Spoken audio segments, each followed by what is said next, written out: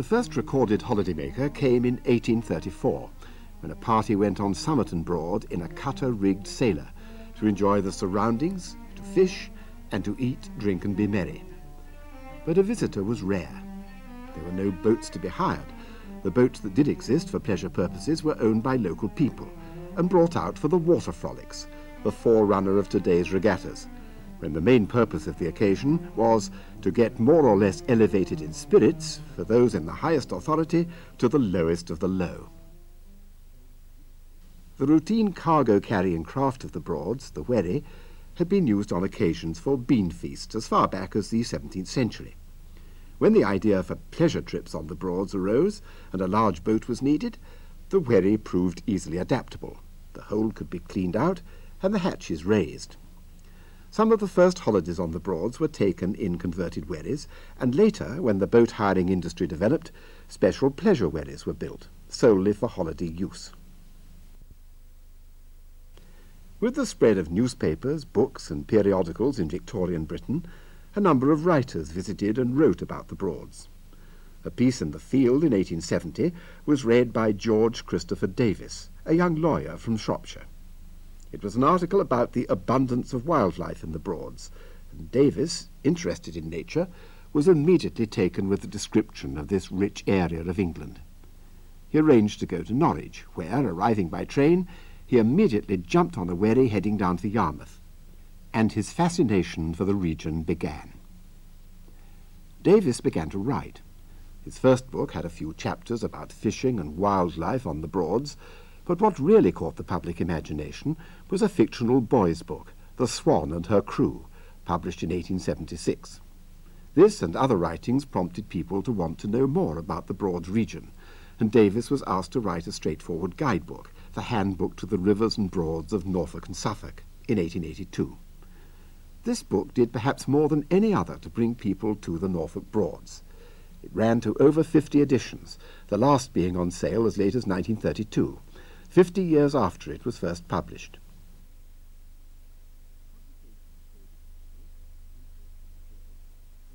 Publication of Davis's book and interest in the Broads coincided with the spread of the railways. The railway companies were quick to exploit this region, and visitors began to arrive. In the 1880s, boats and yachts became available for hire for those wanting an adventure holiday. The self-styled pioneer of this business was John Loynes, seen here in old age, who'd been hiring out small boats from his Elm Hill premises in Norwich since the late 1870s. The legend says that one of his dinghies was sailed round to Wroxham and left there, and he had to collect it and bring it round to Norwich on a handcart, which was why he moved his business to Wroxham. John Loynes' firm succeeded not only because it was the first on the scene, but because he also designed and built yachts specially for a holiday cruise on the Broads. Wroxham, or Hoverton to the purist, began to expand and became the centre of the Broads. The train brought you there, you got your provisions in the village, and it was where your cruise began and ended.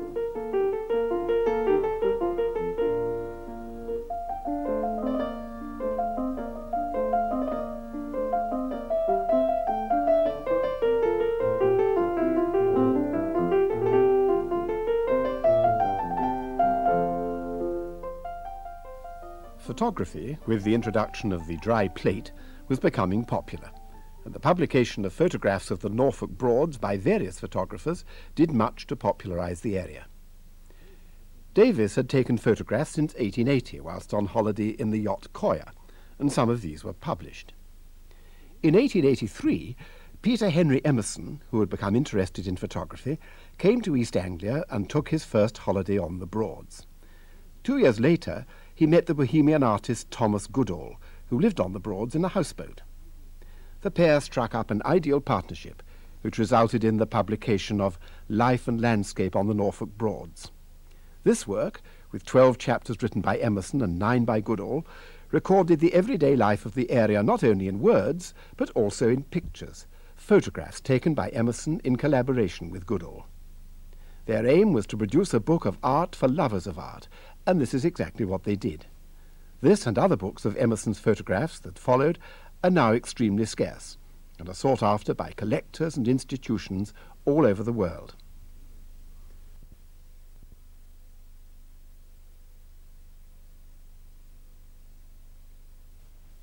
Other, more modest photographers came to the Broads, sometimes for pleasure, sometimes for profit.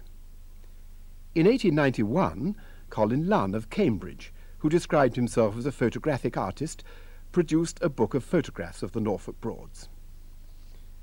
And John Payne Jennings, a photographer from Surrey, produced photographs of the region for display in railway carriages of the Great Eastern Railway.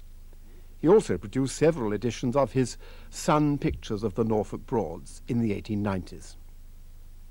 The fame of the Broads spread far and wide, and the irreversible growth of the region as a holiday playground was well underway.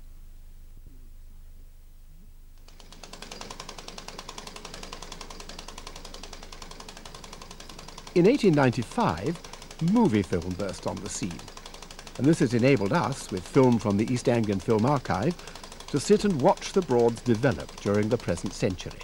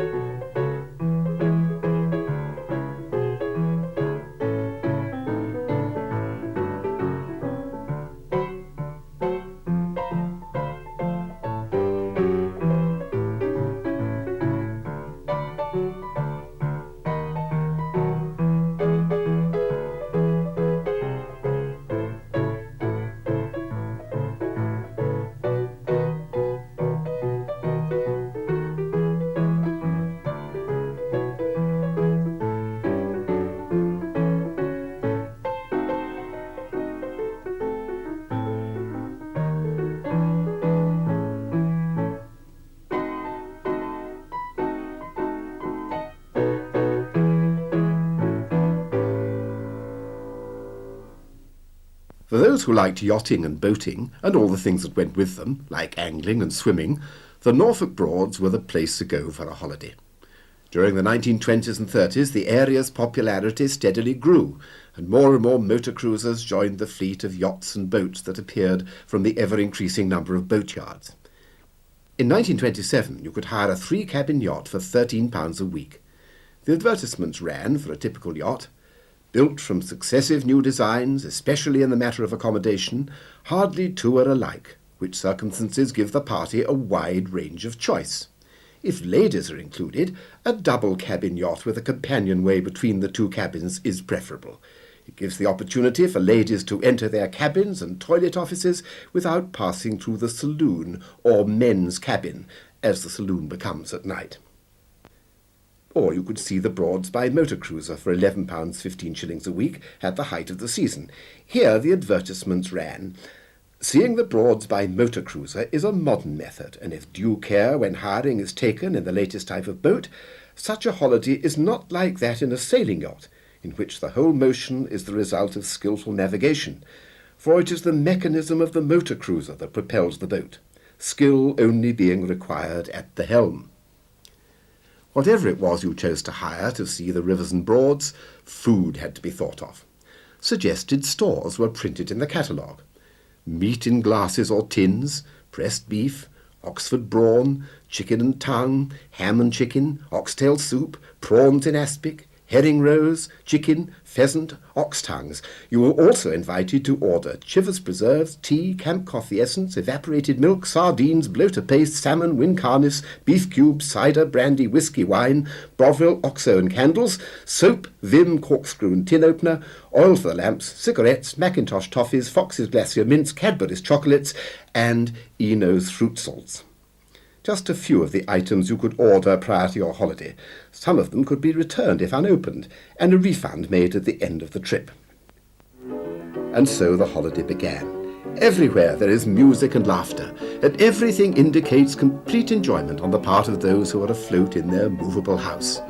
As the yachts glide along, their tenants are seen to be clad in a variety of flannels, shorts, bathing suits, and the ladies, many in what might be almost said to be ninon over nanon, so scant is the attire of Miss 1927. So said Everybody's Broadland, a popular guidebook of the Broads at the time.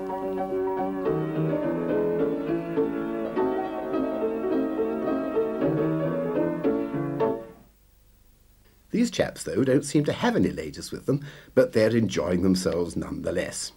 They were on holiday in the early 1930s, equipped with a 9.5 cine camera. For only a few shillings they made a real home movie film of their most enjoyable moments on the Broads, which no doubt they looked at and laughed at when reliving the holiday in the winter evenings.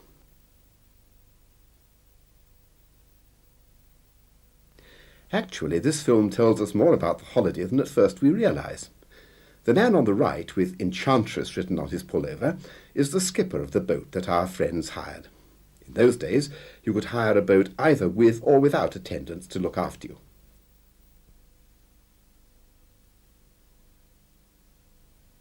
On the left is the steward who made the beds, cooked the meals, and generally looked after things below. In 1934, the Enchantress, with 2 attendants, cost, in the month of July, £27 10 per week, and that included a small sailing dinghy, from which these pictures were probably taken. The Enchantress was an unusual boat. She was built in Queen Victoria's reign on the Thames, but spent most of her life on the Broads. She's now gone back to the Thames and is being restored by an enthusiast. A luxurious motor cruiser, fitted throughout in teak, she had 3 double bedrooms and 1 single bedroom, a bathroom with hot and cold running water, wash basins in each cabin, electric bells from the saloons and all cabins to the steward's quarters, electric light throughout, and also a piano on board. For all this, our holiday makers don't look particularly happy in their wickerwork armchairs on deck. Perhaps they're looking for another pub. They should have gone on to Beccles to the 1934 regatta and enjoyed the fun there.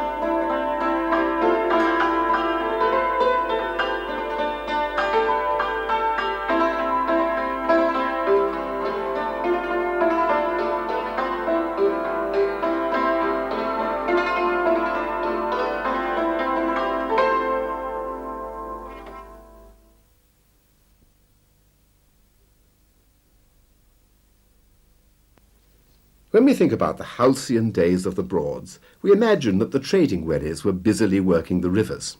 In fact, by the 1930s, only a handful were left, and some of these were fitted with small engines. The trading wherry really belongs to the 19th century, before the railways took away the trade traffic, and the 1912 flood finished off those sections of the Ant and the Bure which had been turned into canals. The wherries, sailed by two people, carried freights of every imaginable kind to and from the small village staiths: coal, corn, malt, salt, marl, sugar, timber, cement, tiles, roadstone, bricks, hay, reeds, fertilizer, and animal feed. No sailing wherries were trading after the 1939-45 war. A group of enthusiasts together formed the Norfolk Wherry Trust in 1949 with the intention of preserving a trading wherry and putting her to work. The Albion, which had been built at Oulton Broad in 1898, was acquired from Coleman's, where she'd been used as a lighter. She was refurbished and put out to trading for the Trust. Timber, building materials and sugar beet were the cargoes of the early 1950s for the Albion, but using her in this way was not profitable for the Trust, and not fair on a 65-year-old boat. Full-time trading was abandoned, and the Albion took to pleasure cruising. The sole surviving sailing wherry was used for parties of young people wanting to experience the Broads in a traditional way. One wherryman who sailed the Albion for the Norfolk Wherry Trust was Nat Bircham, who worked sailing wherries in the 1920s and 30s. Oh, I had a wonderful time on the river. I really have had a wonderful life. Very, very hard. I remember they say the good old days, but they weren't good old days really, I suppose, but I enjoyed it. But I remember in 1928, when I was first married, I'd been married a couple of years. I was all alone on a wherry, carting sugar beet, up to Horsey Staithe and Redmill Dyke on Barton Broad, and Catfield Dyke, and Dillham, just below Dillham Lock, just through Tonnage Bridge. And I was all alone on the old wherry, and I had a very hard winter that one. I used to get 25 and threepence a freight cart. I used to load it by hand. I used to get twopence a ton for loading them, and used to wheel them sometimes 30, 40 feet over the river, get them on board. But the total money I got was 25 and threepence a freight to Cantley. I used to do 2 a week, and my average last 1928, I got records up somewhere. I was working 7 days a week, 18 hours a day on average, and I think my money was about 40 something an hour. Piecework. I used to take out, every time I had to go up there, I'd take the keel off, because I drew too much water. Then when I got down below Ludden Bridge, I used to hang on the bank and fiddle about and get the keel on again. Sometimes it used to take us hours. So it'd take me hours to get down, my hands would be blooming numb.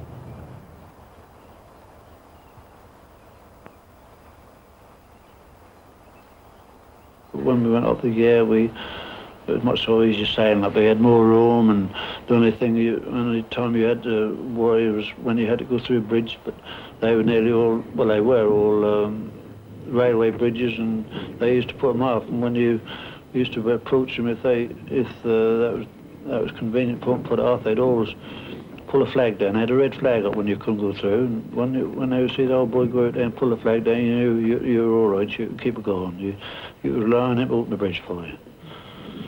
So we didn't get the trouble up the Yare you do up these little rivers.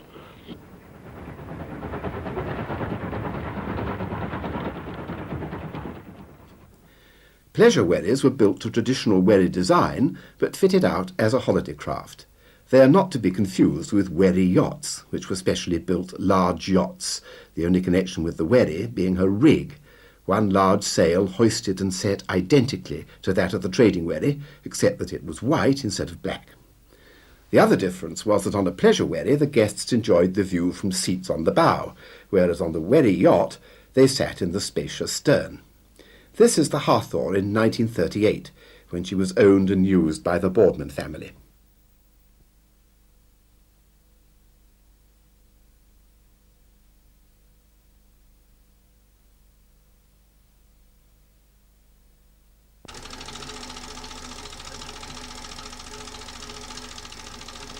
This 1930s publicity film was issued by Blake's, the agency that did much to popularise the Broads boat hiring business. Harry Blake started his organisation in 1908, acting as representatives for the major boat hirers. His catalogue, Norfolk Broads Holidays Afloat, listed yachts, wherries, houseboats and motor cruisers available for hire.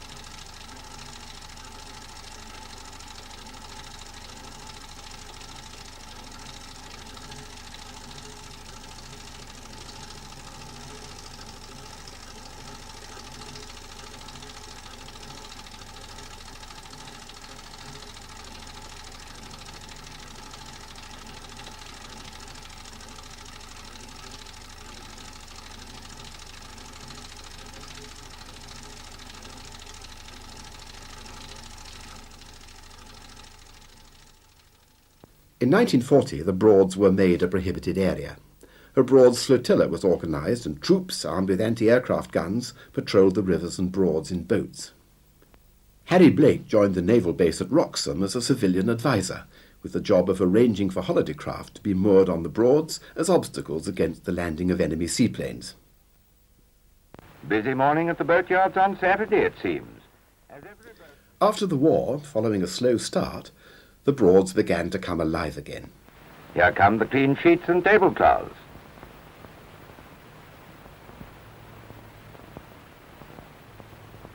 Now the pots and pans. Hope they haven't forgotten the tin opener and corkscrew. Finally, the fuel tank receives attention, and all is ready for the crew to come aboard. Phew, that's a generous allowance. They're off on the great adventure, with sparkling bow wave and 200 miles of safe and lovely waters to explore in a region teeming with ancient history and folklore. Slipping gently along between reed-fringed banks, past white-sailed yachts, and with an ever-growing sense of freedom and peace on these lovely waterways. The old Norfolk windmills were built centuries ago to control the broadland waters. One by one, they are falling into disuse, being replaced by modern pumping machinery. This is all that remains of the once famous St. Benet's Abbey, built by Benedictine monks in the 9th century. Up the higher reaches of the river, scenes of sylvan beauty delight the eye. Parkland and meadow replace the wind-swept marshes, and magnificent trees are mirrored in the quiet waters. This mooring suits you for the night? Very well. Just tie up. It's as simple as that. Ah, now we see why she chose to take the wheel. Dawn, with the wind in the reeds. Hello, stubble trouble.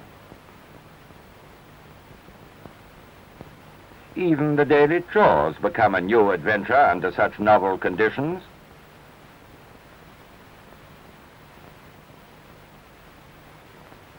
And oh boy, does this air give you an appetite.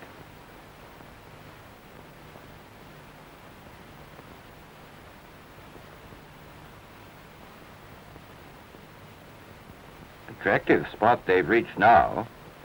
That little yacht sailing well. This is Malster's Broad. The old monks are said to have brewed some good stuff hereabouts in days gone by.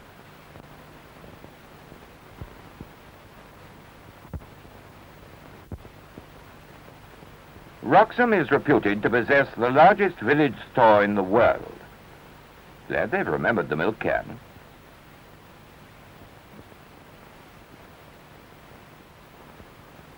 Here come the stores. Those look like strawberries.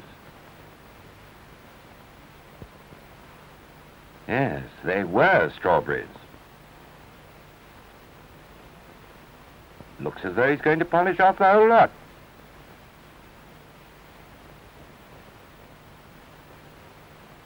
Now what has she spotted?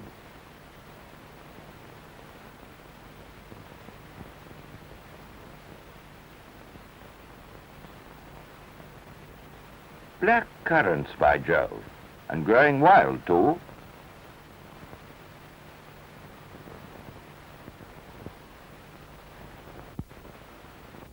Hello, he's eating again. Cruising in these safe inland waters makes an ideal family holiday. Provided the youngsters can swim, they have a whale of a time. In 1948, when holidays were still primitive, there were about 500 craft available for hire. 20 years later, in 1968, it had increased to 2,000. Brakes were now taken over, and Ho Seasons, founded in 1945, were bringing in thousands of holidaymakers a year. Yes, it's like this throughout the season, from March till November. No wonder doctors recommend the Broads. It really is a healthy holiday. Better than being stuffed up in the office, I can tell you. Oh, I wish I'd come before. And more swans than you'll see together anywhere in the country. Grace, dignity, beauty. There are the old Norfolk crafts, reeds for thatching. They tell me it lasts for 50 years. Boat building. Well, that's the major craft here, as you'd expect. Now look at the workmanship that goes into them. I must tell Bill in the office to look at this. He enjoys this sort of thing. Clever with his hands, you know. That's it, Fiona. There's plenty of sun. And water. Just what we've dreamed of all winter.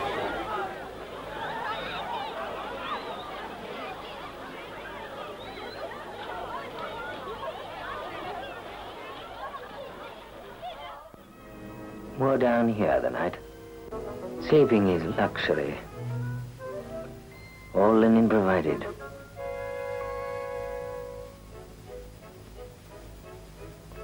Now, isn't it cozy?